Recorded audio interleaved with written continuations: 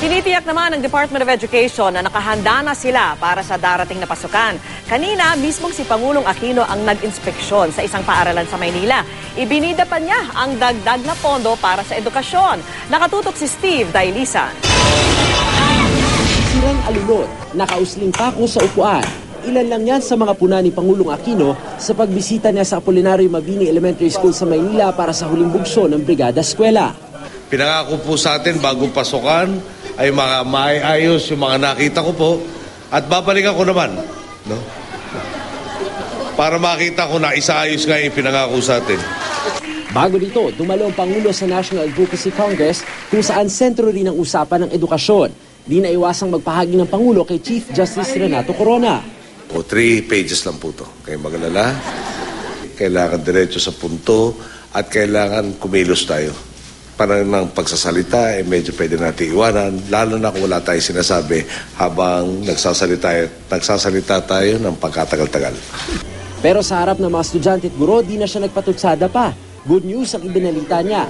Mahigit 40,000 classrooms ang ipinatayo ngayong taon.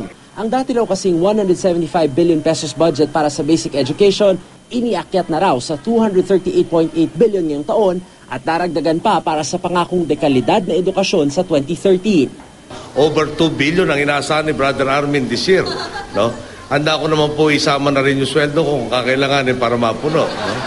All systems go na nga raw ang DepEd lalo't natupad na nila ang 1:1 ratio sa upuan at libro para sa may 45,000 pampublikong paaralan sa bansa. Ang kakulangan na lang daw sa mga classroom, palikuran at guro ang harapin sa mga susunod na taon. So ngayon lahat ng mga eskwelahan natin sa labas ng kanilang mga campuses, nakalista na dito yung actual section. Para sa June 4, yung mga upuan at saka mga textbook may ipamigay na. Magkakaproblema na lang daw sa pasukan kung marami pa rin ang walk-in enrollees kahit Enero pa lang, nagpaalala na sila. Kaya mga mag-e-enroll sa mismong araw ng klase.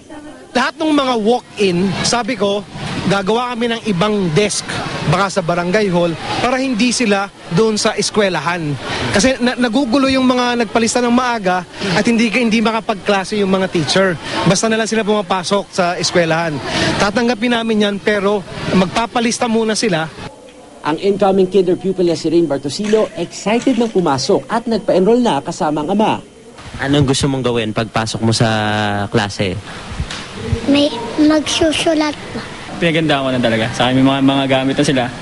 Handa na rin daw ang kanyang magiging guro. Inihahanda po namin ang aming sarili dahil kahit po matagal na kami, dahil magiging bago po ang curriculum, dapat pag-aaralan din namin ito. Hanggang bukas na lamang daw ang Brigada Eskwela sa mga paaralan, lalo't kita nyo naman halos ayos na mga classrooms at handa nang tumanggap ng mga estudyante. Pero sa susunod na linggo, kakailanganin para umattend ng mga training at seminar ng mga guro para masiguro na may panibagong matututunan ang kanilang mga mag-aaral sa pagpasok ng panibagong school year. Steve Dailisan, nakatutok, 24 oras.